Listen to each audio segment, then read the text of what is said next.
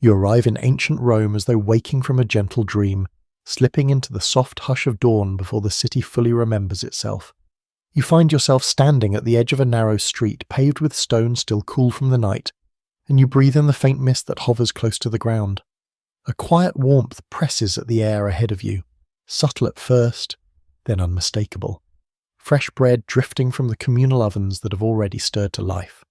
The scent moves like a guide, coaxing you forward, inviting you deeper into a world that is both foreign and strangely familiar. As you walk, your senses adjust to this slower Roman dawn. The clatter of distant cartwheels hasn't yet begun. The loud voices of vendors remain tucked inside their throats, still waiting for sunlight. You pass doorways where dim lamps flicker behind thin curtains, their glow barely escaping onto the street. Now and then a lone figure shuffles by, an early worker, head bowed, tunic wrapped tight against the morning chill. You notice how naturally you slip into step among them, as if you have always belonged here, as if you have always known these streets. Farther ahead, the glow grows brighter until you reach a small plaza where the first true stirrings of the eternal city are beginning. Bakers are already at work, their arms dusted white with flour that clings to their skin like pale smoke. They speak softly to one another, careful not to break the fragile quiet that still blankets the city. You watch as they slide long paddles into deep clay ovens, pulling fresh loaves from the embers. The crusts crackle and sigh with heat, releasing clouds of steam into the cool morning air. You can almost feel the warmth brushing your face. One of the bakers glances up, nodding at you, not suspiciously, not with the wary sharpness you expected from a world built on hierarchy and status, but with the quiet acknowledgement exchanged among those who rise early. You return the gesture, absorbing the unspoken understanding that in Rome, food begins before the sun does. It shapes not only the day, but the city itself, determining who sleeps peacefully and who goes hungry, who holds power and who clings to survival. You notice something subtle but remarkable. As more loaves emerge from the ovens, the bakers mark some of them with symbols, lines, crosses, shapes pressed lightly into the dough. You lean in and realize these marks are not decorative. They are signatures, identifiers, reminders of which household or distributor ordered which batch. Bread is not merely food here, it is record-keeping, it is evidence, it is obligation. And as you watch a runner hurry off with a basket disappearing into the winding streets, you sense how deeply Rome depends on the smooth motion of these early rituals. The sun finally crests the rooftops, sending pale gold light rippling down the walls of the insulae, the towering apartment buildings where most Romans live. A few shutters creak open. Voices begin to echo faintly from the upper floors as families stir awake, children calling softly for breakfast, adults muttering about errands and tasks waiting to be tackled. Rome stretches slowly, deliberately, like a great beast preparing for the day ahead. You follow the warming light as it spills toward the Forum district, where the stones under your feet grow smoother, more worn by centuries of footfall. Your steps become part of that endless erosion, one more pair of feet among millions who have crossed this same ground. As the sky turns from lavender to blue, the quiet begins to fray. You hear the first vendor clearing his throat loudly, as though testing the readiness of his voice. Another sweeps dust from his stall, sending tiny clouds floating upward in the sunlight. But before the clamour erupts into full market chaos, you savour this moment, the fragile in-between when Rome is half asleep, half awake, balanced on the cusp of becoming itself again. You feel drawn toward the Tiber, so you descend a slope toward the riverbanks where fishermen prepare their nets. The scent of bread fades, replaced by the briny smell of fish, layered with hints of wet rope and river reeds. One fisherman offers you a quiet greeting, and you watch him untangle yesterday's catch from his net with wary fingers. His movements are slow and practiced. A few nearby crates hold fish packed in crushed ice, imported ice that travelled from distant mountains, melted and refrozen along the way. A luxury that even ordinary vendors sometimes depend on in Rome's vast culinary machine. The fisherman gestures toward the river, murmuring that the fish are fewer this season. You hear a tone of resignation that stretches far beyond this single morning. You sense how many livelihoods in Rome teeter on the stability of food supplies. Grain from Egypt, olives from Hispania, wine from Gaul, spices from Syria, and fish from waters that have served the city for generations. Even here, In the stillness of dawn, you can feel the tension beneath the calm. Historians still argue whether Rome expanded because of hunger or in spite of it, whether the empire's appetite drove its conquests or became its downfall. As you leave the fisherman and climb back toward the city, you pass a small shrine dedicated to household spirits. Someone has left a tiny offering at its base, perhaps a piece of bread, perhaps a fig. You pause, recognizing that food in Rome is never just sustenance. It is promise, devotion, gratitude. You let your fingers brush the cool stone, feeling the grooves where countless others have done the same. For a brief moment, the city feels impossibly intimate, as though it has opened a quiet secret to you. You continue walking just as Rome fully wakes. From the upper floors of the insulae, laundry begins to flutter from windows. From narrow alleyways, the smell of simmering porridge mingles with the sharper scent of vinegar used to clean early cooking pots. Workers begin streaming toward the forum, some nibbling crusts of yesterday's bread, others pausing to purchase warm rolls from a passing vendor who balances a tray atop his head. A murmur spreads across the streets, small at first, then growing, swelling, as thousands of voices blend together. Rome has awakened, and you are standing in the heart of it, breathing with it, moving with it. The scents, the sounds, the glow of the rising sun all wrap around you like a cloak, drawing you steadily forward. You follow the flow of footsteps, trusting that it will carry you deeper into the story of how this city eats, how it feeds itself, how it feeds the world around it, and how in doing so it has shaped the rhythms of your own meals in ways you have never fully realized. You walk on, letting the day unfold before you. You move with the morning crowd as the city settles into its waking rhythm, yet your attention drifts toward a single element that seems to pulse beneath everything else, the humble grain that sustains Rome. You sense it everywhere. In the baskets carried by bakers' apprentices, in the porridge simmering behind half-open shutters, and in the quiet worry that flickers across the faces of those who know how fragile a food supply can be. As you continue walking, the scent of fresh bread from earlier lingers in your mind, a reminder of how deeply the entire empire leans upon the flow of grain. You realize that if the river of wheat ever stopped, Rome itself would shudder, stumble, and perhaps collapse entirely. The streets widen as you approach the river, and soon you stand before the Tiber docks where flat-bottomed barges scrape against stone moorings. Workers move with brisk precision, unloading sacks of grain shipped down from inland farms. But these are small streams compared to the vast flood that travels from farther away, from the ports of Ostia and Portus, where towering cargo ships arrive from across the Mediterranean. You close your eyes for a moment and imagine them, massive vessels with sails swelling in the sea wind, hulls heavy with the grain harvested from Egypt's fertile Nile Valley. It is this distant land that has become Rome's lifeline, and the Romans know it well. Historians still argue whether Rome should be seen as the conqueror of Egypt or its dependent. You feel the truth lies somewhere between these extremes. Rome commands Egypt politically, but Egypt commands Rome nutritionally. Without the grain fleets, the city would starve. Without the annual Nile floods, even the empire's mightiest legions could find themselves weakened. As you stand by the Tiber, you sense that balance, a fragile, almost reluctant partnership that keeps both regions bound tightly together. You decide to follow the path grain takes once it enters the city. Workers load heavy sacks onto carts pulled by oxen, the wheels creaking as they roll away from the river. You join their slow procession, feeling grains shift within the bags like sand. The carts travel along broad avenues flanked by statues of emperors and gods, reminders of the grandeur grain quietly supports. No festival, no triumphal procession, no ordinary breakfast would exist without it. The carts stop at a massive structure that dominates the street, a horium, one of Rome's great grain warehouses. Its walls rise like a fortress, thick and imposing, keeping the city's lifeblood safe from thieves, pests, and the weather. Inside, you watch workers form human chains, passing sacks from hand to hand in rhythmic motions. Fine dust fills the air, catching in the sunlight like tiny golden motes. The workers cough occasionally, yet their hands never stop moving. Standing among them, you cannot help noticing how grain transforms from food into power. These warehouses are not simply storage, they are political tools.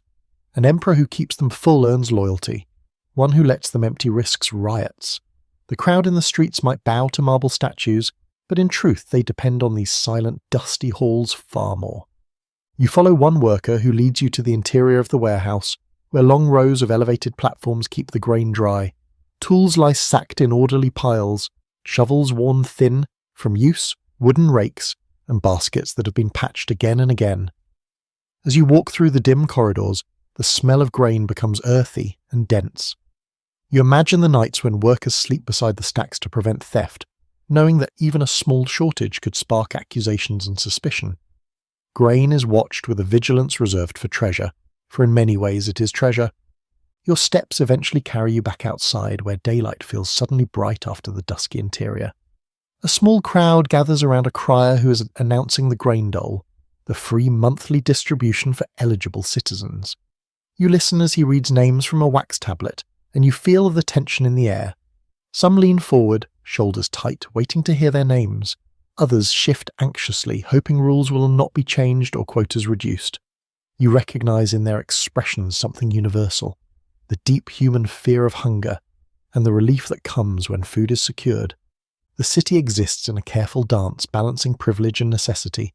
Those who receive the dole view it as their right, a gift of citizenship. Those who do not watch closely, wary of inequity. As the crier continues, a woman near you whispers that the grain shipments were slow last season. Her voice is thin with worry. Another man mutters that politicians manipulate the dole to sway votes, a tactic as old as the Republic itself. And behind these murmurs lies a truth you can feel more than hear. Grain is Rome's pulse, its heartbeat, and any irregularity sends tremors through the entire population. As you walk onward, moving deeper into the city, the streets become crowded with small mills. You hear millstones grinding, pushed by animals or turned by the strong arms of enslaved labourers. The rhythm is steady, almost meditative, a low drone that vibrates through the air. You watch as workers pour grain into the top of a mill, then collect coarse flour from below. The flour carries an unmistakable warmth, holding traces of friction and labour. You run your fingers through a handful, feeling the texture. Far rougher than modern flour, dotted with bits of husk, dense enough to make a loaf hearty and filling. You follow another worker to a communal oven tucked beneath an archway. Fires roar in its depths, and the heat radiates outward, so strongly that the air seems to shimmer. Here, flour becomes dough. Dough becomes sustenance. Sustenance becomes life. You observe as round loaves are formed with practiced speed. Each loaf is stamped before baking, a mark showing which family or guild ordered it. These symbols, simple lines, curves, initials, speak to the vast network of relationships that grain supports. As you continue wandering, you spot a group of children carrying baskets of bread, laughing as they weave through the streets. Their joy seems effortless, unburdened by the worries adults carry. One child pauses near you, offering a smile before running off. You can't help imagining how different their lives might be if the grain supply faltered, how quickly laughter could turn to silence. The thought lingers, soft and unsettling. You reach a high viewpoint overlooking the city, and from here Rome looks like a great living organism, its roads arteries, its markets lungs, its people cells, all sustained by the constant flow of food. And at the centre of it all lies grain, the quiet monarch that rules without a throne. The loaves you smelled at dawn, the porridge simmering behind windows, the sacks carried from ship to warehouse, the millstones grinding, every thread connects back to this essential substance. A breeze sweeps across your face, carrying hints of smoke, river water, and distant spices. You feel the weight of the city's dependence, and yet there is beauty in it. An intricate, delicate system woven by countless hands over centuries. As you stand there, you begin to understand Rome not as a marble monument or a battlefield empire, but as a place held together by something far simpler and far more profound. The daily, persistent, vital act of feeding millions of people. You take one last look at the bustling streets below before stepping away from the viewpoint, ready to follow how this precious grain moves into the next stage of its journey through Rome's vast and hungry world. You continue drifting through the city with a heightened awareness of how grain breathes through every corner of Rome, and as the morning deepens, the currents of people begin to pull you naturally toward the forum. A hum stirs in the air, low at first, then swelling into the layered music of commerce. The closer you move to the centre, the more distinct each sound becomes, the crisp snap of awnings being unfurled, the scraping of crates dragged across stone, the splash of water poured into basins where vegetables will soon glisten under the sun. You sense that the city's lungs are filling, preparing for the long exhale of market day. When you step into the forum's market district, the transformation is immediate. The ancient quiet of dawn dissolves into a lively mosaic of voices, colours, and scents. Vendors call out prices with rhythmic confidence, their cries rising and falling like waves against marble columns. You feel the energy gather around you, vibrant and immediate, pulling you deeper into the shifting river of people. Everywhere hands move, deals are struck, and food changes ownership as quickly as breaths are drawn. Your senses expand in every direction. A row of baskets holds figs so ripe their skins glisten with moisture. Beside them, heaps of olives shine like polished stones, their hues ranging from pale green to deep violet. A spice seller fans the air gently, releasing the dry, warm scent of cinnamon and pepper, enticing passers-by closer. You inhale the layered aromas, earthy, sweet, sharp, and feel yourself sinking further into the ancient rhythm of trade. To your left, a man kneels beside a crate of onions, testing each one by feel rather than sight. A woman haggles over the price of a honeycomb, her voice firm but respectful. You watch as she breaks a small piece from the comb and tastes it, deciding whether its sweetness is worth the cost. Moments later, she gives a satisfied nod and places a few coins into the vendor's hand. The exchange is quick, ordinary, and yet you sense how these tiny transactions uphold the vast structure of the city. You move further, following the sound of splashing water, and discover a fishmonger arranging his morning catch on a bed of crushed ice. Silver scales catch the sunlight like scattered mirrors. He lifts a large mullet for inspection, turning it in his hands with a practiced ease. Around him, customers lean closer, evaluating the clarity of the eyes and the firmness of the flesh.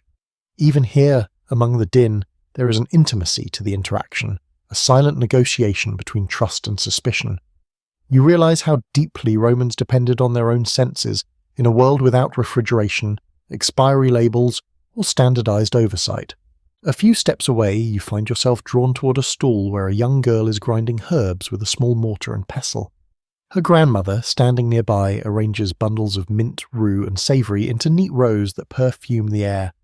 The girl looks up as you pause, offering a soft smile before continuing her rhythmic grinding. You watch the crushed herbs deepen in colour, releasing a scent so fresh you almost taste it.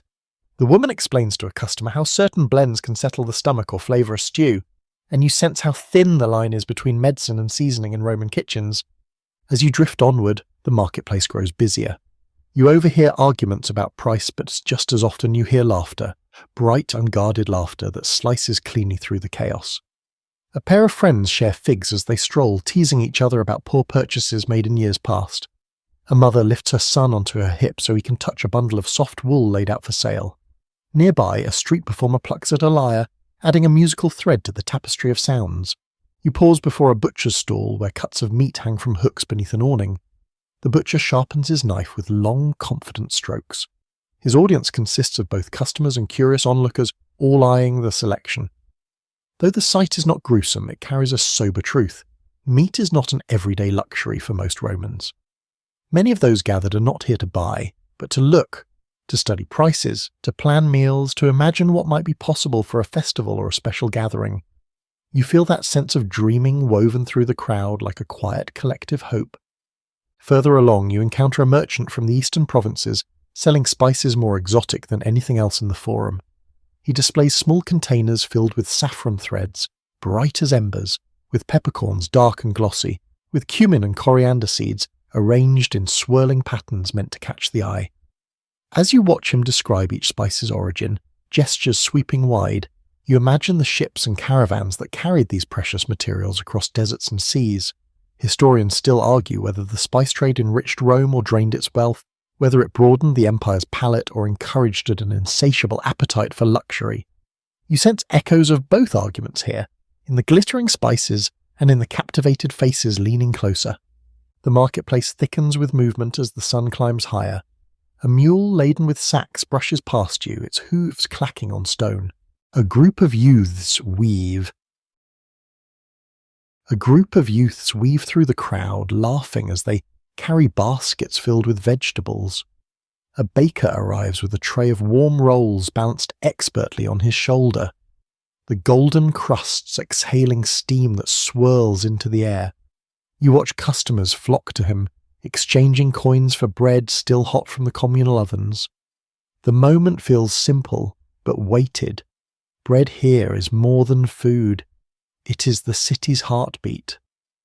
As you continue walking, you notice how each stall forms part of a living map of the empire. Fruits from Italy's own orchards sit beside dates from North Africa. Wine jars sealed with wax wait beside amphorae of fish sauce imported from Spain. Textiles dyed in Tyrian purple flank crates of grain that began their journey in Egypt. The Forum becomes a miniature version of the empire itself, diverse, expansive, humming with the labour and exchange that hold its borders together. You pause near a table where a scribe records purchases for wealthier patrons, marking each transaction in neat lines on a wooden tablet. You notice his stylus tapping rhythmically, capturing the flow of goods as though he were writing a story of the city in real time. Watching him, you realise how much of Roman life depended on written records. Receipts, contracts, inventories, each forming threads in the vast fabric of commerce. His tablet reflects not just numbers, but the pulse of necessity and desire moving through Rome. A sudden shout startles you. A merchant protests loudly as a customer tries to underpay him. The two face each other, eyes narrowing, but the tension fades quickly into laughter.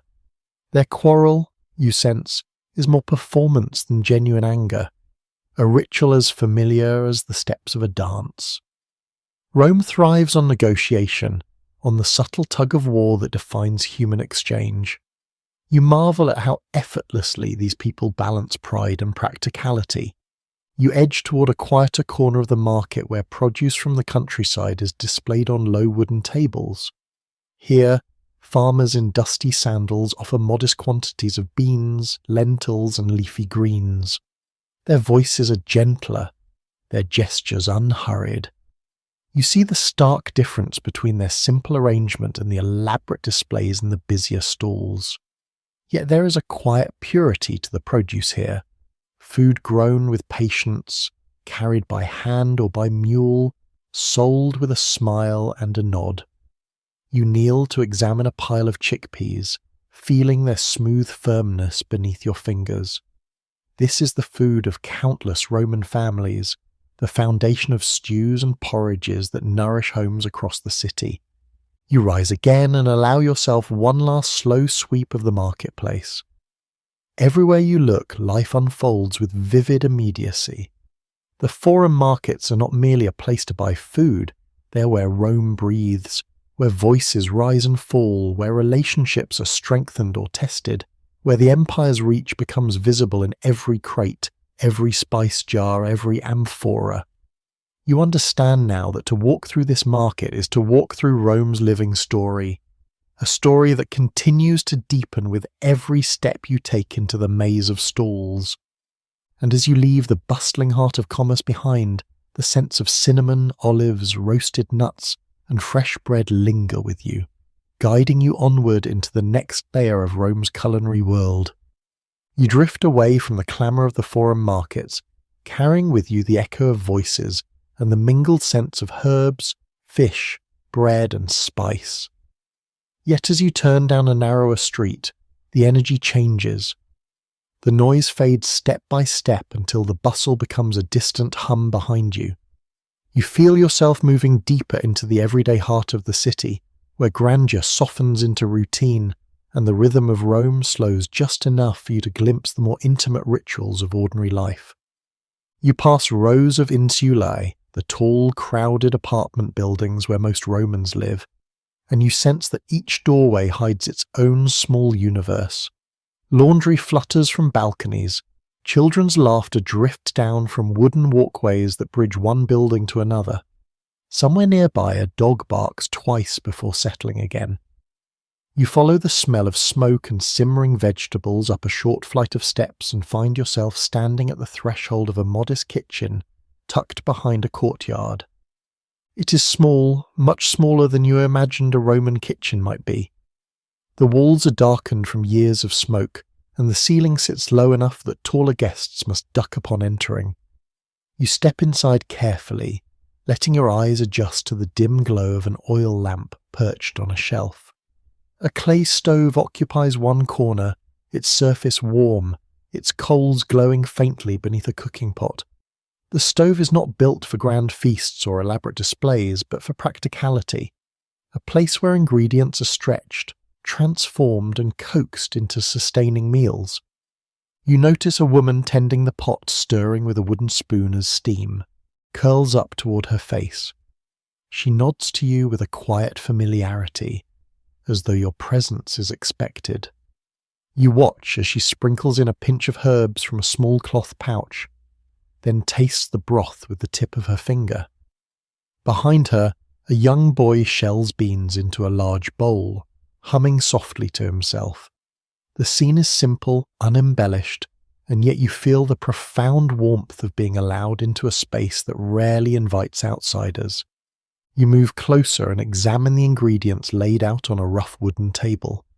There are lentils, beans, onions, a wedge of cheese beginning to harden at the edges, a handful of olives, and a small jug of oil, carefully rationed, you suspect. A loaf of coarse bread rests beside a small bowl of salt, and a few sprigs of fresh mint lie near the cutting board, their scent bright and refreshing in the smoky air.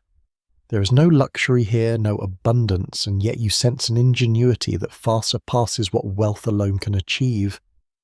The woman gestures toward the cooking pot, inviting you to lean over it.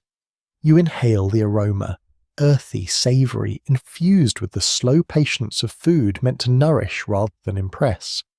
Pottage, you realise, the staple dish of countless Roman households.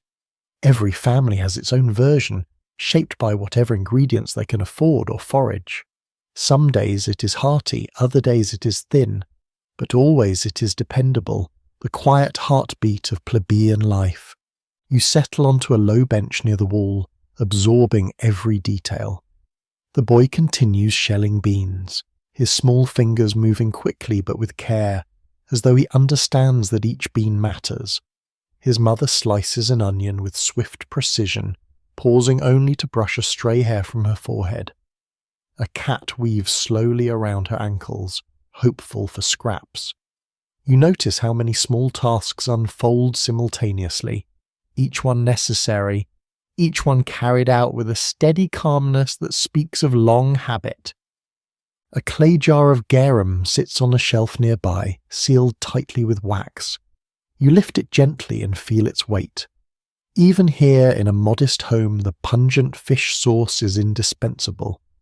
A single splash will deepen the flavour of the entire pot.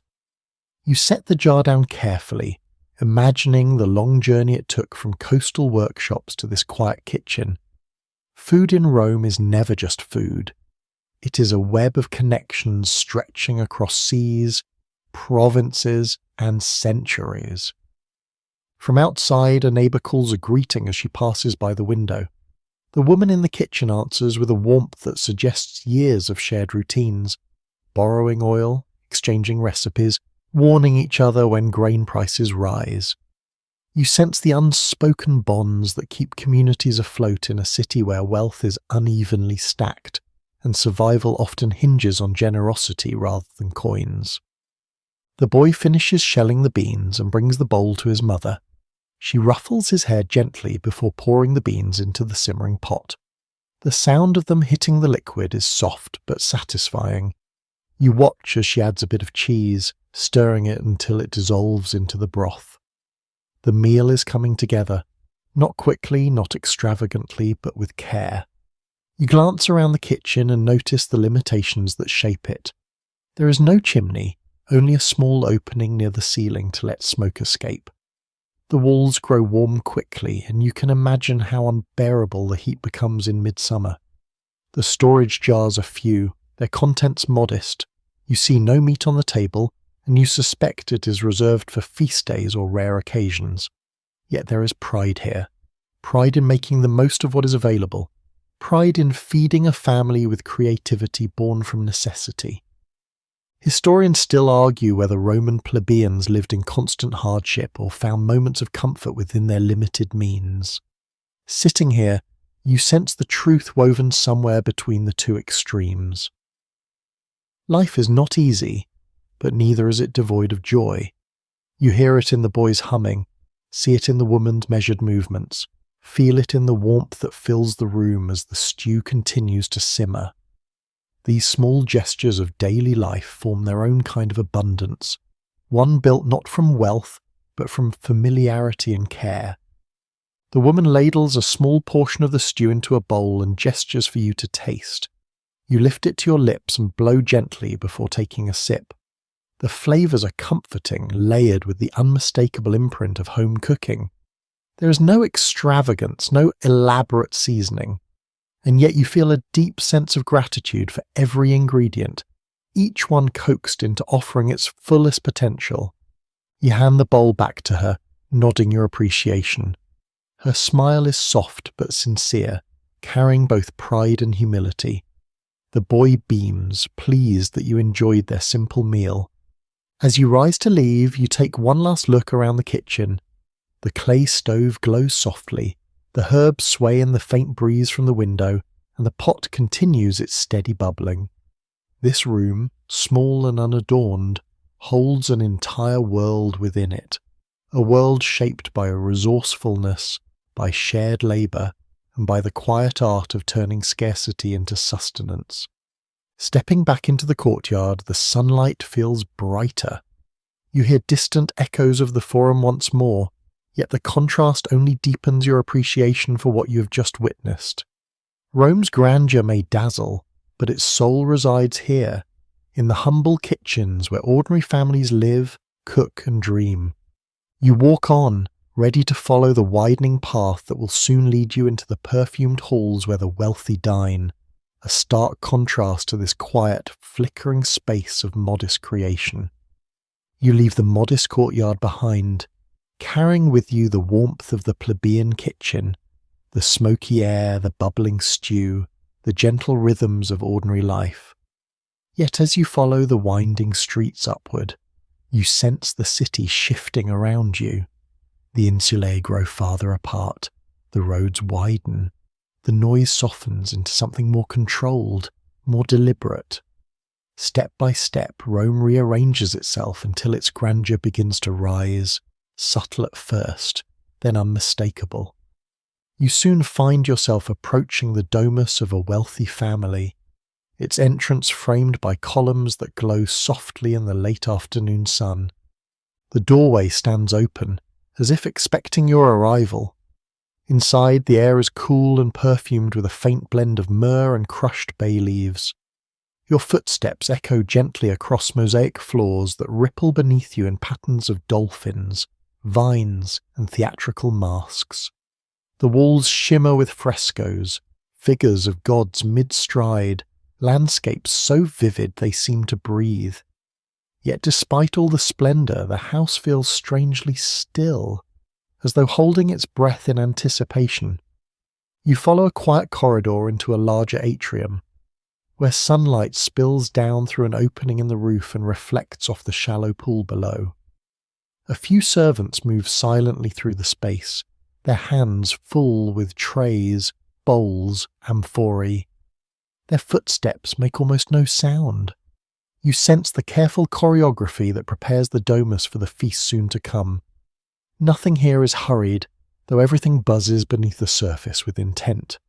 Drawn by a faint clatter, you slip toward the rear of the house where the kitchen, vastly larger than that of the plebeian home, pulses with energy. The heat strikes you immediately, thick and assertive. Yet instead of smoke-darkened walls and quiet improvisation, you find a bustling, orchestrated world of movement. Enslaved cooks glide between stations, their hands deft and sure.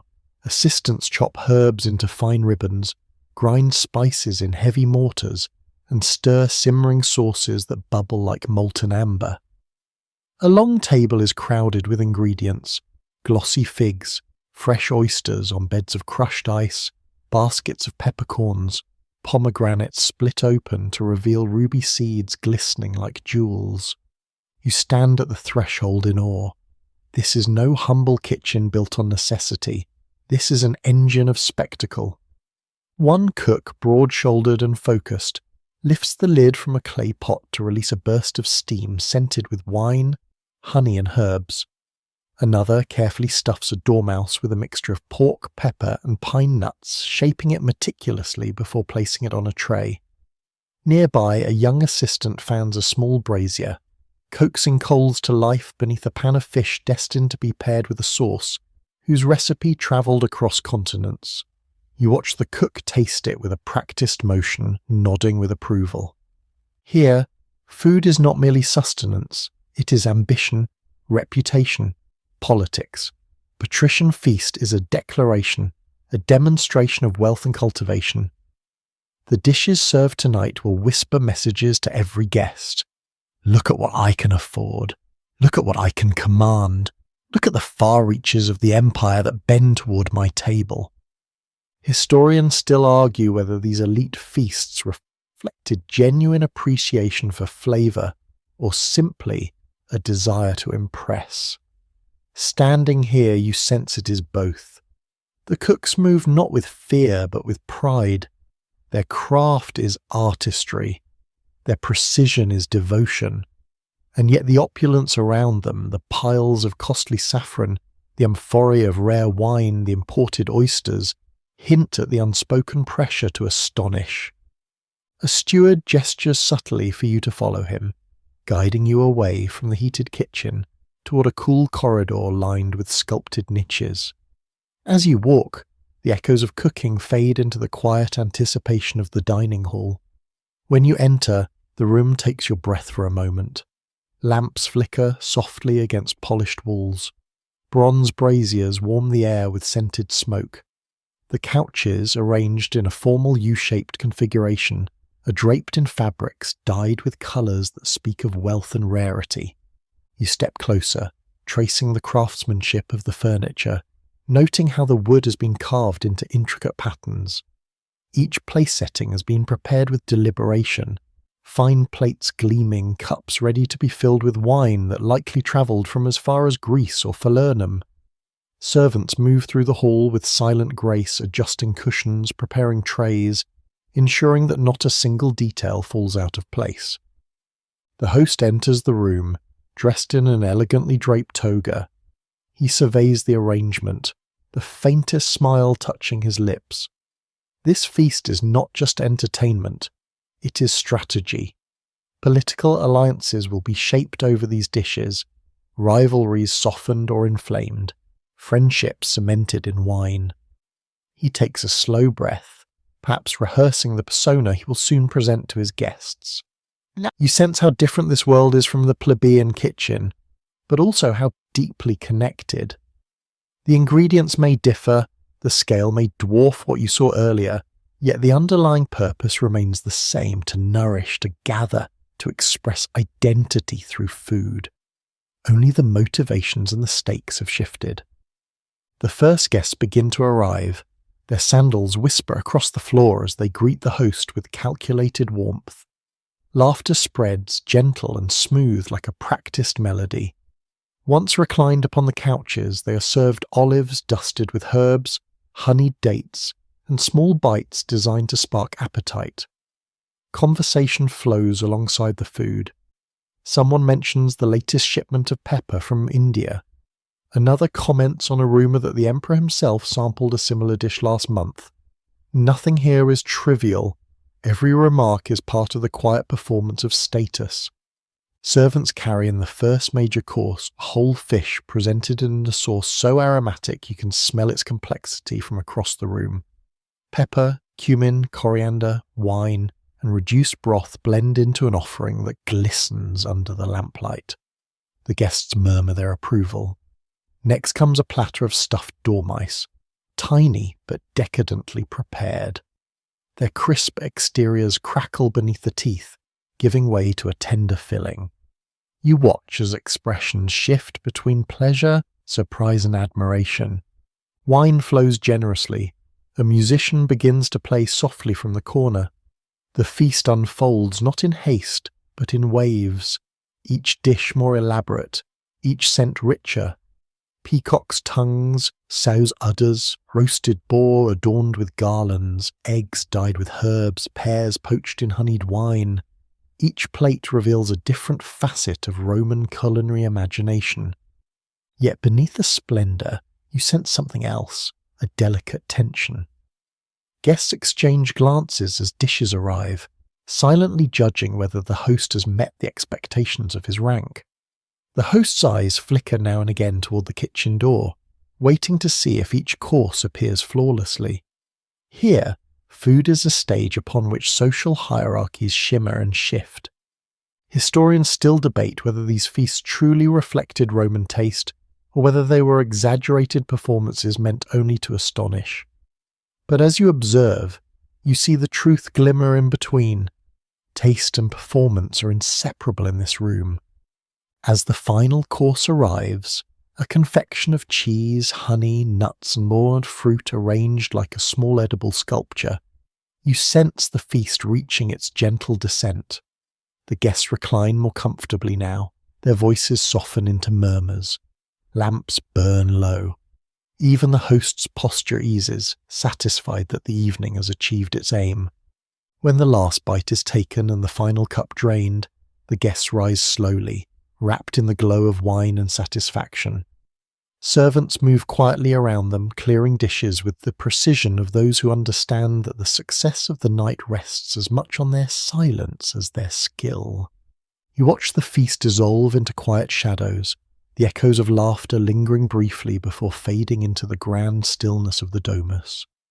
And as you step back outside into the cooler night air, you carry with you the layered contrasts of Rome, abundance and scarcity, ambition and necessity, spectacle and simplicity.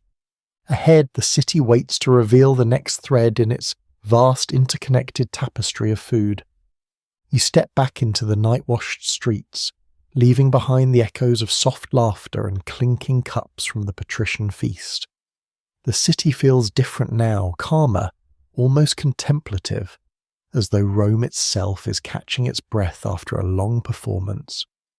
Yet beneath the settling quiet, you sense another pulse, one that stretches far beyond the domus walls, beyond the forum, beyond Italy itself.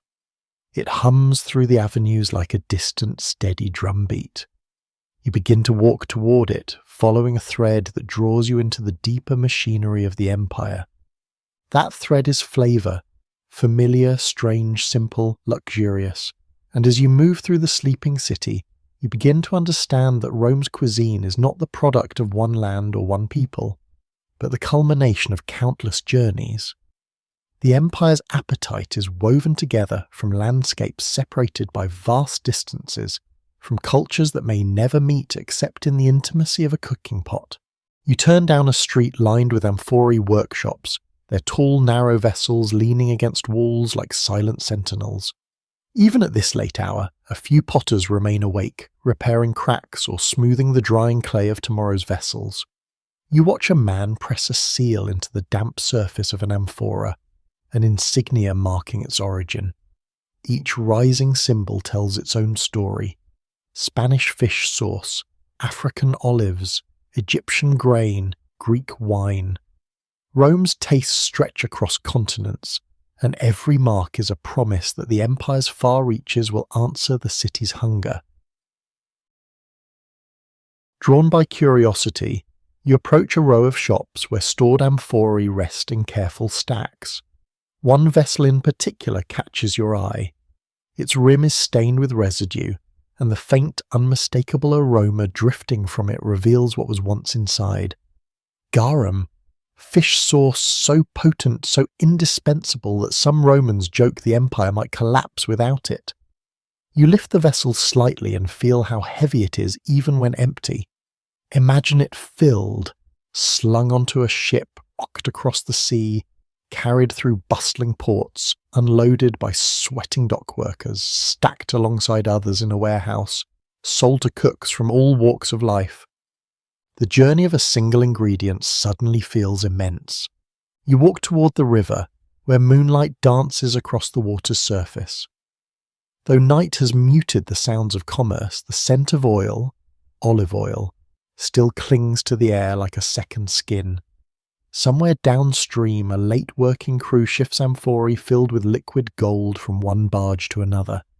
You can almost hear the soft slosh of it, the whispering promise of flavour it will bring to kitchens from the humblest insula to the grandest villa. Olive oil is more than an ingredient here. It is currency, medicine, fuel for lamps, a mark of identity. Roman food would collapse without it, just as Roman daily life would dim. You imagine the groves in Hispania and North Africa, where trees stretch their branches to the sun, olives ripening slowly under warm skies. Entire landscapes shaped not by chance, but by the empire's ceaseless demand. Historians still argue whether Rome's conquest shaped cuisine, or whether cuisine shaped conquest. But the deeper you wander into the city's quiet arteries, the more you feel they fed each other. Desire for resources created roots. Roots created exchange. Exchange created tastes that became essential to Roman identity. You leave the riverbank and continue walking until you catch the breeze from a bakery where workers prepare dough for the morning crowds. Even here, faint scents of imported spices linger. Pepper, cardamom, cloves, so expensive that most Romans buy them in pinches measured more carefully than gold dust. You picture the long caravan trails stretching across the deserts of Arabia and the mountains of India, caravans marked by the footprints of animals and traders who risked everything for the precious black seeds that now rest in clay jars throughout Rome. Pepper is the empire's quiet obsession. It appears in the kitchens of both the wealthy and the poor, a shared craving that transcends status. And yet the wealthy consume far more of it. They chase after new spices the way poets chase inspiration, always seeking what is rare, what is distant, what elevates the everyday into spectacle. You follow the scent of smoke and warmth to a small tavern still open at this hour. Inside, a pot simmers slowly, its broth infused with garlic and coriander. A travelling merchant sits at a table, unrolling a map marked with trade routes like veins across a body. You approach quietly, listening as he explains to the innkeeper how the latest shipment of dates from Syria was delayed by storms, how Spanish oil will be abundant this year, how the cost of imported wine might rise soon. Every word reveals how fragile Rome's culinary web truly is, yet also how resilient. As you lean closer, you notice a bowl of olives between them. The merchant lifts one and says something that resonates through you. In every bite you can taste where it was born. You sense how deeply true this is. The empire's ingredients carry stories within them, stories of farmers, sailors, merchants, cooks, stories of risk and reward, abundance and loss. Leaving the tavern, you walk until the streets widen and the night air grows sweeter. A group of travellers sits beneath a portico sharing a meal from different corners of the empire. One breaks bread baked with Egyptian methods, another pours wine from Gaul, a third adds a drizzle of honey from Sicily. Their laughter rises into the night, and you feel the invisible threads connecting their world, threads woven through food, through exchange, through shared nourishment. You sit nearby, observing how effortlessly they blend their ingredients. A simple stew becomes a tapestry of regions. A slice of cheese carries the taste of hills miles away. Wine captures sunlight from distant vineyards. Nothing in their meal is mundane. Rome has stitched continents together with appetite. The thought deepens as you remember the plebeian kitchen, the simple stew simmering over low flames. Even there, foreign influences crept in. Oil from Africa, garum from Spain, herbs from the countryside, grain that may have travelled farther than any member of the household ever would. The pot had been small, but the world within it had been vast. You close your eyes and imagine the empire as a massive pot of its own. Ingredients constantly added, mixed, transformed. Rome absorbs flavours the way it absorbs cultures, slowly, persistently, until the boundaries blur. You realize that this blending is more than cuisine. It is the essence of Roman identity. The people are shaped by what they consume, and what they consume is shaped by the world they command. The breeze shifts, carrying the distant scent of roasting meat and wine-soaked herbs. You follow it up a narrow hill, where you find a shopkeeper closing up for the night. She pauses to greet you, offering a small sample of her fig preserves. You taste it, perfect balance of sweetness and depth, and ask where the recipe comes from. She smiles and shrugs. From everywhere, she says, like Rome itself. Her words linger with you as you wander away, watching the city settle under a sky littered with stars. You reflect on how each flavour you've encountered tonight, oil, wine, spices, sauces, carries not only taste but memory.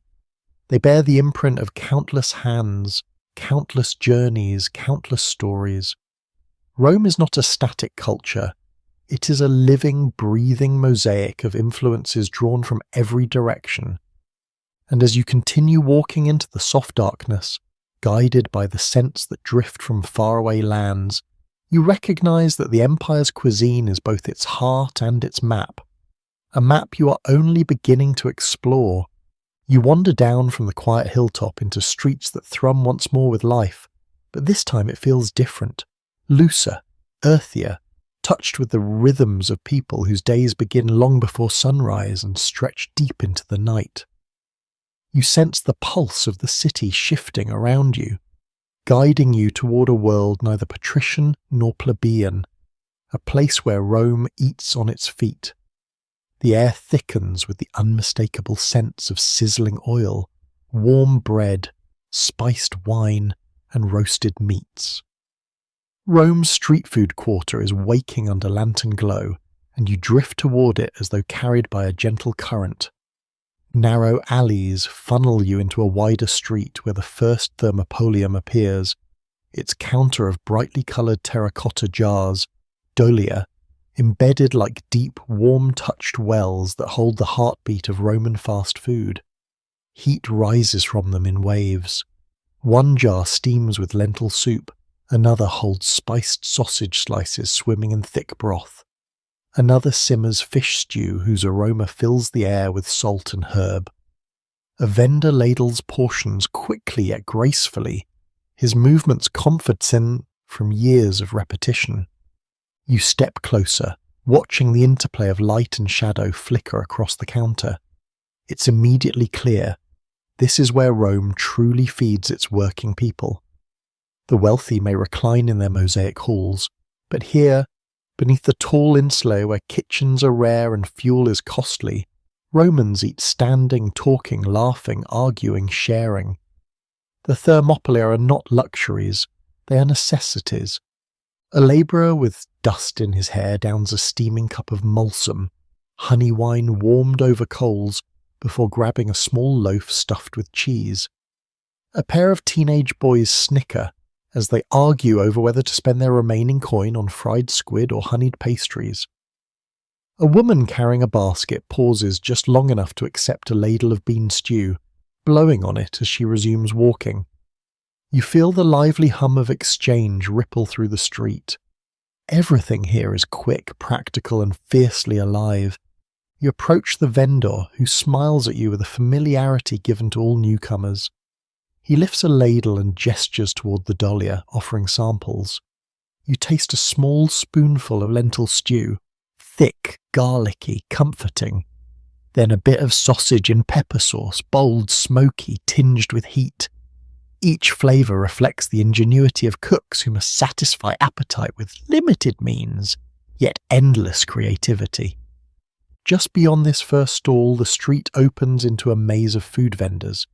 You move through them slowly, letting each scent anchor you to the moment.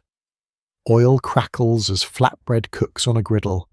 A man slices strips of roasted meat, the knife making a sharp rhythm against the cutting board.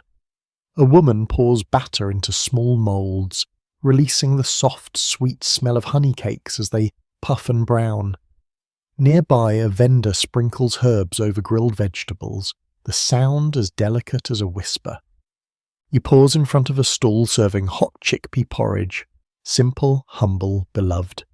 Customers gather around with wooden bowls, patiently waiting their turn.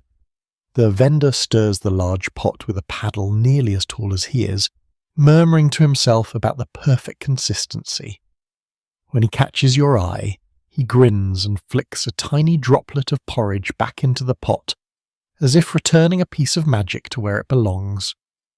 Historians still argue whether Thermopolia were primarily working-class refuges or true social equalizers, but as you stand here, you feel the truth leaning toward the latter. Everyone comes to the street for something: food, warmth, companionship. Even the wealthy send their servants to fetch late-night snacks. Hunger erodes barriers. In Rome's street food world, people share air, noise, and scent regardless of status. You weave deeper into the district, where the streets narrow again, and grow warmer from the density of ovens and braziers. Here the vendors offer more unusual treats: fried stuffed olives, pastries shaped like fish, skewers of meat seasoned with coriander and cumin, bread spread with garum-infused cheese, and even dishes designed for travellers, portable, filling, cheap. Every item carries a whisper of foreign influence. Rome's appetite is a sponge. It absorbs flavours from every region and transforms them into something uniquely its own. You stop at a stall where a young woman grills small fish coated in flour and dipped in egg. Her technique is effortless. The fish crisp instantly upon the pan, their scent bright and inviting. She hands one to you wrapped in a thin piece of parchment. The first bite shatters between your teeth, warm and delicate. The second bites back faintly with the tang of vinegar and herbs. You can't help smiling, and she returns the expression with quiet pride. Across from her, a cart vendor ladles hot wine, conditum, from a bronze urn, steam rising like phantom ribbons. Customers warm their hands on the cups, breathing in the spice-laden scent of cloves, cinnamon, and laurel. The vendor's face is weathered but kind. He explains to a curious soldier that the blend changes with the season, with the available spices, and with his mood. A cup of wine, he says, should taste like the day it was made. That simple phrase settles inside you. You continue walking, watching how people gather around food not just to eat but to connect. A group of dock workers share a tray of meatballs soaked in rich sauce, laughing in a circle that grows louder with each passing minute. A mother feeds her child small bites of honeyed bread while chatting with a neighbour. A man sits alone on a step, sipping broth slowly, eyes soft with fatigue but posture relaxing as warmth spreads through him. As you observe these moments, you realise that the street food stalls serve as communal hearths for people without hearths of their own.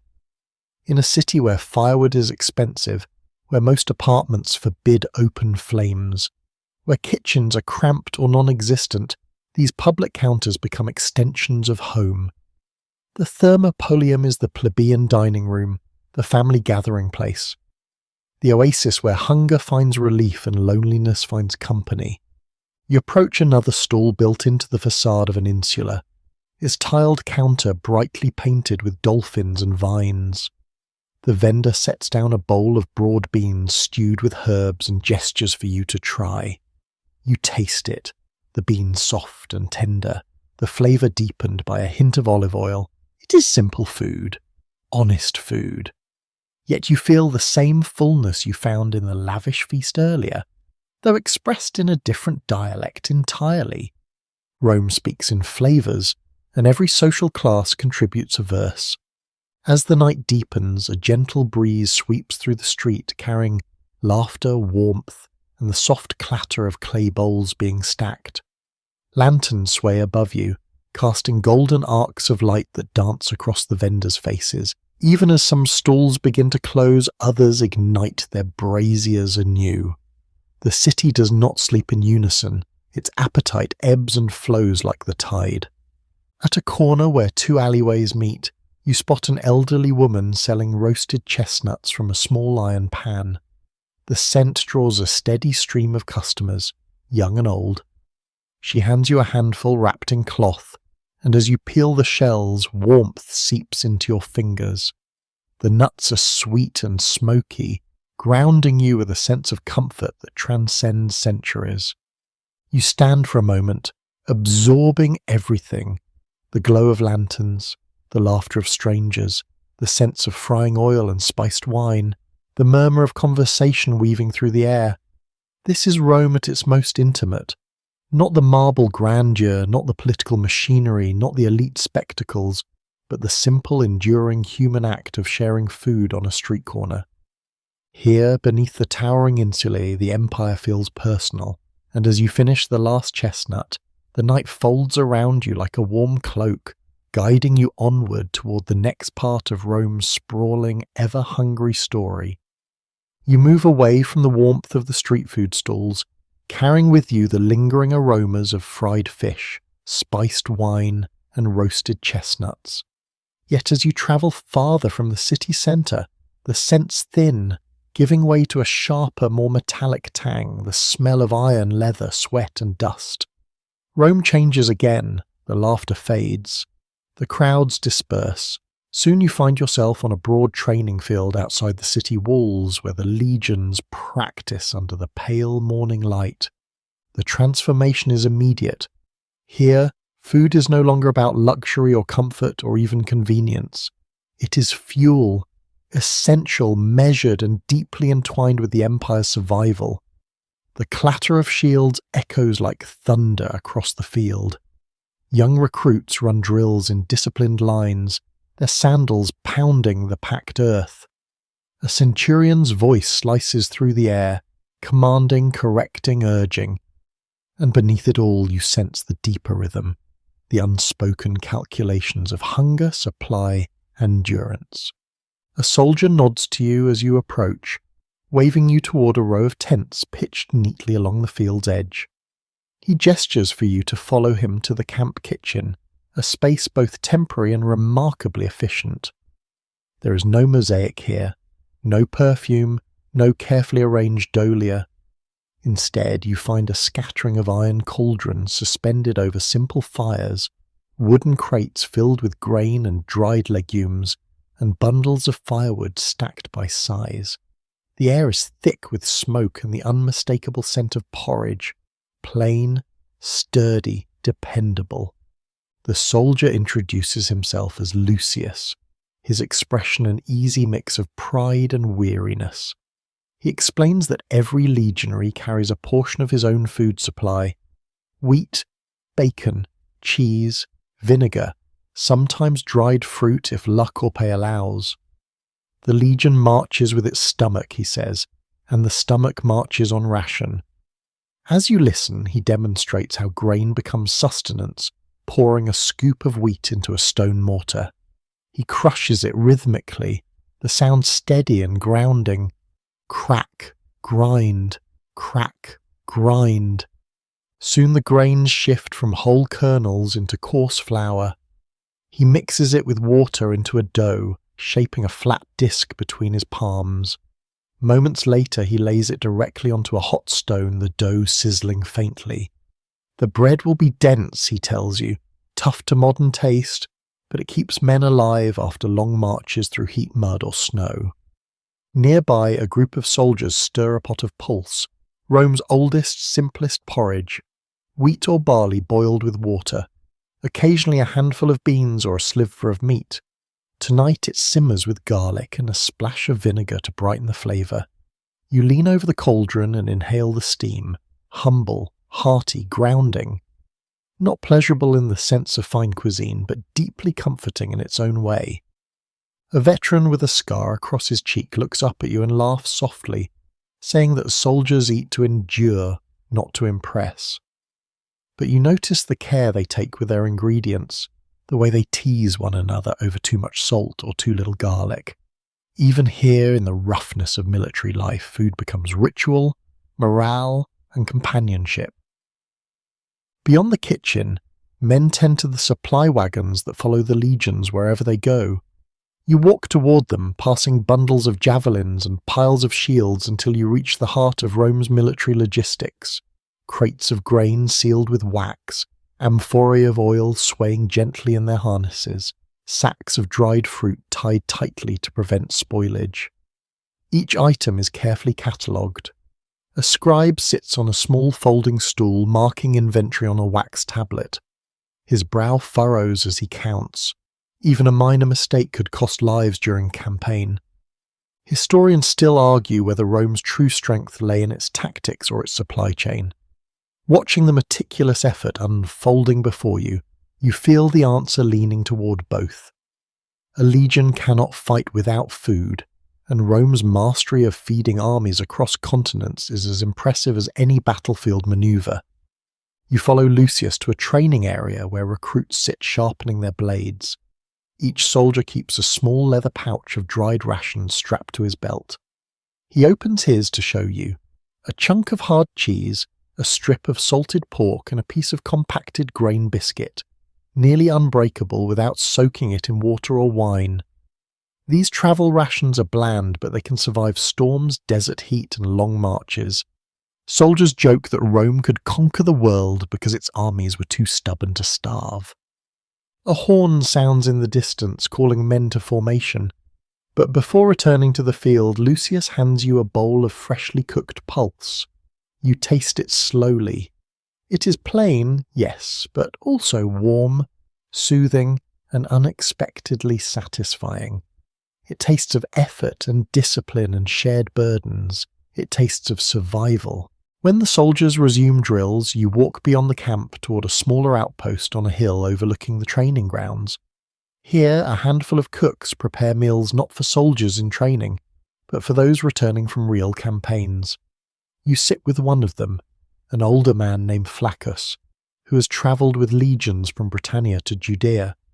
He tells you stories between stirring pots, how soldiers forage greens in foreign forests, how they grind grain in snow using shields as makeshift bowls, how they trade with locals when supplies run low. He pulls out a battered pan and shows you marks where the metal warped from countless fires. A soldier's belly, he says, is a story of every land he marches through. Sometimes Roman troops roast local game over open flame. Sometimes they adopt new spices from conquered peoples. Sometimes they learn to cook what they once found strange. Cuisine becomes a record of conquest, but also of connection. As the sun begins to lower, Flaccus offers you a taste of a stew he learned in North Africa, lamb cooked with cumin, coriander, onions, and olive oil. Though simplified for military life, it holds a warmth and subtle depth unlike anything you've tasted so far. You feel in it the vastness of the empire. You walk back down the hill as twilight settles over the training field. Soldiers move like shadows now, their forms sharp against the dimming sky. Torches flicker along the camp perimeter, pooling light at regular intervals. One soldier plays a soft tune on a reed pipe. Others sit around their fires eating bread and stew, their voices quiet with fatigue and camaraderie. Food circles them like a soft boundary, an ending to the day's exertion, a reminder that tomorrow demands strength, and strength demands nourishment. You sense how meals shape military discipline. Men who share grain and hardship develop bonds stronger than iron. They joke together, complain together, survive together. They learn the unglamorous truth of empire, that power is maintained not just by swords, but by pots and grain sacks. A centurion strides past you, his armour catching the firelight. He stops briefly, watching his men eat. His voice softens as he says, half to himself, "A fed legion is a loyal legion." You hear the weight of experience in his tone. He has seen what hunger does. He has seen how morale fractures when supplies waver, how fear creeps in when rations dwindle. You stay until the stars brighten overhead, watching the camp settle into a steady quiet. Fires burn low, the scent of porridge fades into the cooling air. Somewhere nearby a dog barks once and then settles, and as you turn to leave, you feel you have witnessed the backbone of Roman endurance, not the grandeur of triumphal arches, not the drama of gladiatorial arenas, but the steady hum of cooking fires feeding those who carry the empire on their shoulders. You walk away, guided once more by the city's distant glow, ready to follow the next thread in Rome's tapestry of food, the one that binds the mortal world to the divine. You leave the faint glow of the military camp behind and walk toward a quieter edge of the city, where the night deepens and the lamps burn low. The ground under your feet feels softer here, the air noticeably cooler. It is as though you're crossing into a realm where time moves differently, slower, more deliberate, more reverent. Ahead, you begin to make out the small shapes of roadside shrines and household altars tucked within courtyards. Food scents drift through the darkness once more, but they differ from anything you have encountered so far. These are not aromas meant to feed hunger. They are meant to speak. Rome's relationship with food stretches beyond survival and celebration. Food is also conversation with the divine, a language spoken in offerings, rituals, and shared meals that honor gods, ancestors, and spirits. You feel yourself entering a space where nourishment becomes communication, where the living reach across an unseen threshold. Your path leads you to a modest household shrine, a lararium, glowing softly with lamplight. Inside the small alcove, carved figures of guardian spirits watch over the home. Before them rests a simple meal, a few olives, a drizzle of wine, a piece of bread torn by hand. You stand silently, sensing the intimate weight of this offering. A woman steps forward, whispering a blessing under her breath. Her voice is barely audible, but the reverence in her tone is unmistakable. This ritual, she later explains to you, aligns the household with harmony, gratitude, and protection. Food here is not consumed but shared symbolically, its essence offered to the unseen protectors of the household. She gestures you closer, inviting you to observe as she lights a second lamp. The flame dances gently, casting soft shadows that seem to breathe along the walls. You feel the serenity that settles around the shrine, a quiet assurance that the gods have been acknowledged, that the home rests under their watch. You walk deeper into the residential district where more households conduct similar rituals. Some families pour small libations of wine onto the ground. Others offer fruit from their gardens. Children participate with solemn concentration, imitating gestures they have watched their elders perform for years. These rituals form the daily heartbeat of Roman spiritual life, reminding every citizen that food is more than sustenance. It is a bridge between worlds. As you continue, you reach a small temple dedicated to Vesta, goddess of the hearth. Even from a distance, you feel the warmth radiating from the ever-burning flame inside. This flame is tended day and night by the Vestal Virgins, its continuity symbolic of Rome itself. You approach cautiously, sensing the temple's quiet gravity. The air smells faintly of smoke and sweet herbs. A priestess sets a small offering of round cakes on the altar, liber made of flour, cheese, and honey. Their scent is modest but comforting. The cakes are offered not for indulgence but for reverence, reinforcing the sacred connection between food, flame, and the stability of the empire. Historians still argue whether Roman religion was primarily practical or deeply spiritual. But as you watch the priestess move with slow, graceful purpose, you feel that practicality and devotion are inseparable here. Food is not merely a symbolic gesture, it is gratitude embodied. The ingredients chosen for offerings are not extravagant, but they are prepared with intention, echoing the rhythms of daily life while elevating them into the sacred. Leaving the temple, you travel toward a more wooded area at the city's edge. Here lies a small grove dedicated to the Lares Compitals, gods of crossroads. At each intersection, shrines mark where neighborhoods claim their spiritual identity. Tonight, a small gathering is underway. Families bring offerings of honey cakes, figs, and bowls of pulse, the humble porridge you saw soldiers eat. Even the simplest foods become sacred here. People tie woolen dolls, one for each member of the household as tokens of protection. You watch how the offerings spill across the shrine in humble abundance, illuminated by flickering torchlight.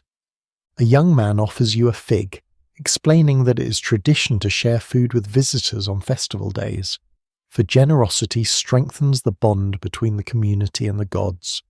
You bite into the fig, its sweetness feels amplified by the ritual moment, as though the act of sharing has transformed it into something richer than the fruit alone. As the night deepens, you move toward another ritual space, this one older, more mysterious. A small group gathers at a circular stone altar dedicated to Ceres, the goddess of agriculture.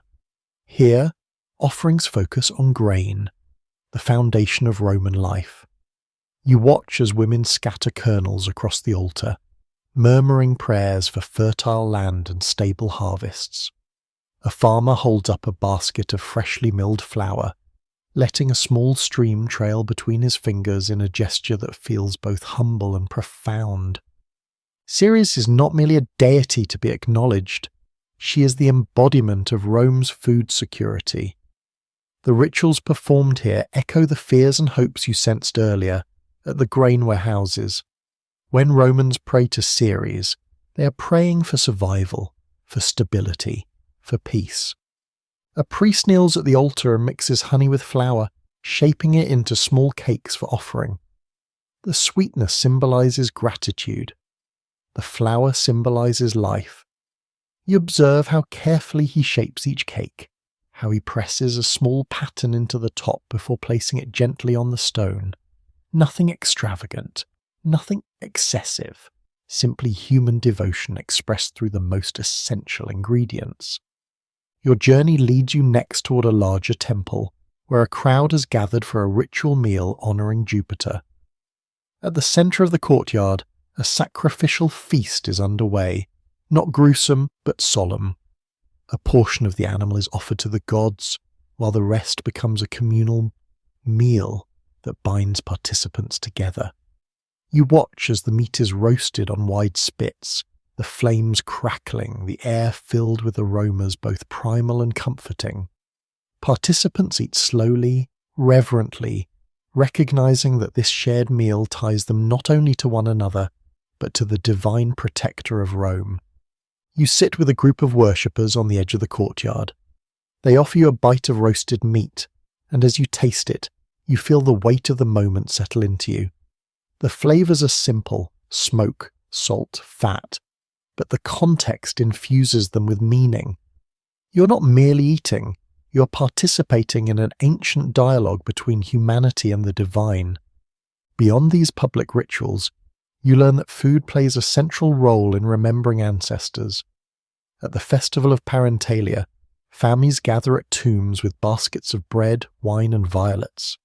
They sit beside the graves, sharing meals with the departed, speaking their names aloud so they are never forgotten.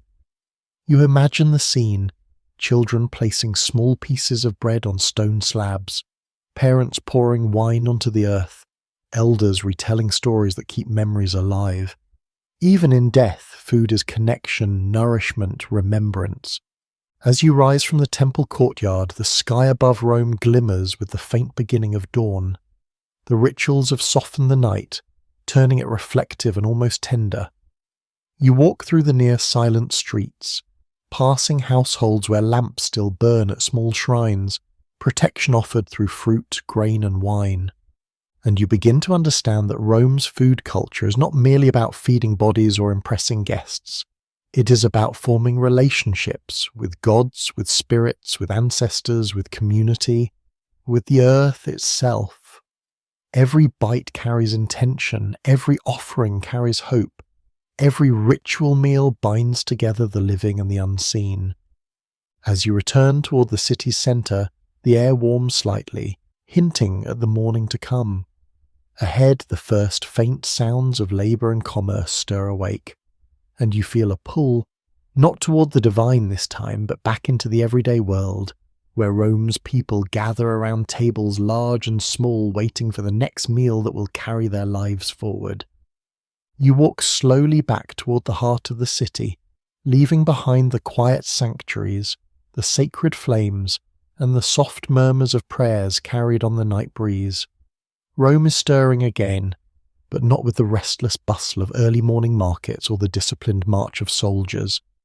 Instead, you feel a gentler shift, as though the city is settling into its evening self, preparing to breathe out after the long layered rituals of the day. Lamps flicker to life one by one, tracing golden lines down the streets. Smoke rises from small hearths and street braziers, and somewhere in the distance a woman's laughter rings clear for a moment before dissolving into the soft hum of life. Twilight spreads across the rooftops in a warm sweep of amber and violet.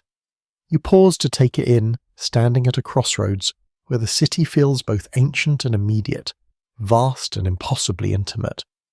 You have tasted Rome's bread and its ambitions, its stews and its philosophies, its sacred offerings and its street corner comforts. Yet standing here, at the edge of day and night, you feel something deeper, the way Rome's entire identity rests upon its meals, its ingredients, its rituals of gathering and sharing.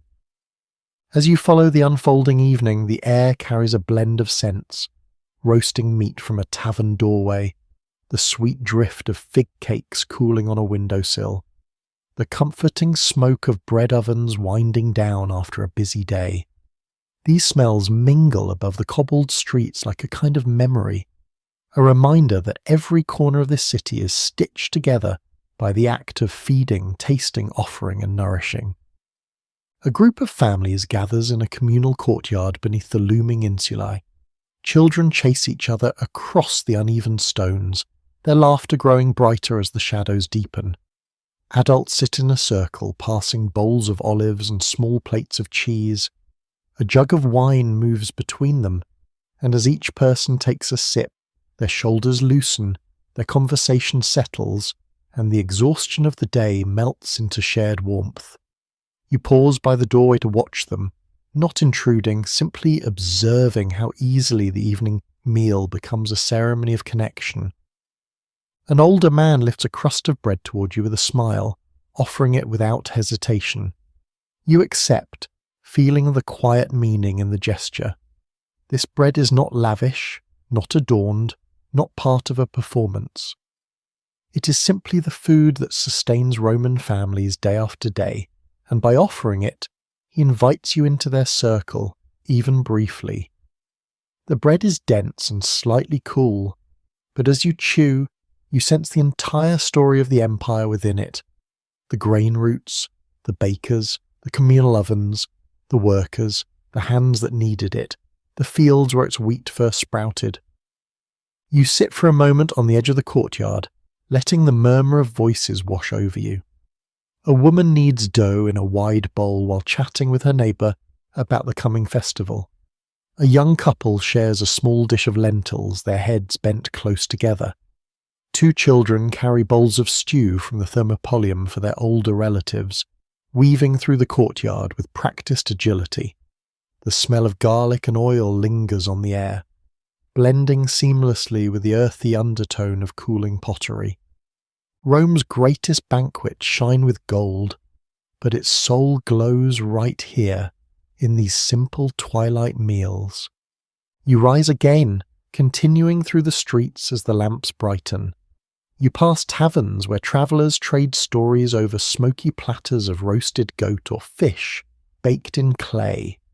You overhear debates about politics, gossip about neighbours, and long sighs of relief after days of labour. Whatever the topic, food binds the moment, anchoring conversation and infusing it with comfort. Farther ahead, you come upon a small hill overlooking the river. From here, Rome's vastness unfolds before you in layers of flickering light and deepening shadow. The Tiber reflects the last streak of sunset like a long, gentle flame.